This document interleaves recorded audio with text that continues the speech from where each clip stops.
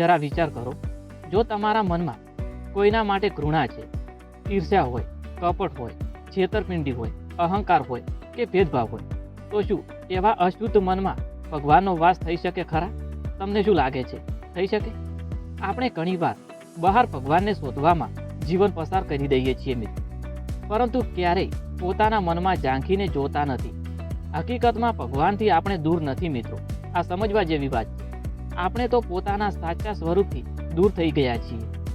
જો ઘરની અંદર અંધકાર હોય અને બહાર હજારો દીવો પ્રગટાવો તો ઘરની અંદર પ્રકાશ આવશે ખરા? નહીં ને. એ જ રીતે જો મનમાં અંધકાર ભરેલો હોય તો બહારની પૂજા, પાઠ, યાત્રા કે ધાર્મિક વિધિઓથી સાચી શાંતિ મેળવવી ખૂબ જ મુશ્કેલ બની જાય છે મિત્રો. ભગવાન સુધી પહોંચવાનો માર્ગ બહાર નથી મિત્રો, પરંતુ પોતાના અંતરમાંથી પસાર થાય છે.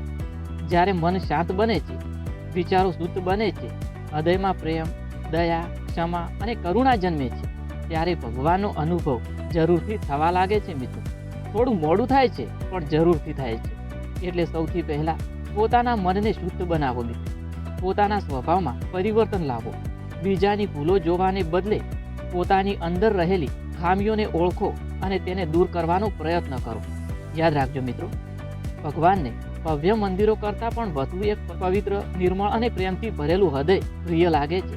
જે દિવસે તમારું મન મંદિર બની જશે ને, તે દિવસે તમને દરેક જીવમાં, દરેક ક્ષણમાં અને પ્રકૃતિના દરેક કણમાં ભગવાનના દર્શન થવા લાગશે. સાચી ભક્તિ માત્ર હાથ જોડવામાં નથી મિત્રો, પરંતુ હૃદયને પવિત્ર બનાવવામાં છે. સાચું મંદિર પથ્થરનું નહીં, પરંતુ તમારા મનનું છે. અને જ્યારે મન મંદિર બની જાય છે, ત્યારે ભગવાનને શોધવા જવાની ક્યાંય જરૂર રહેતી નથી, કારણ કે તેઓ તમારી અંદર જ પ્રગટ થઈ ગયા હોય છે.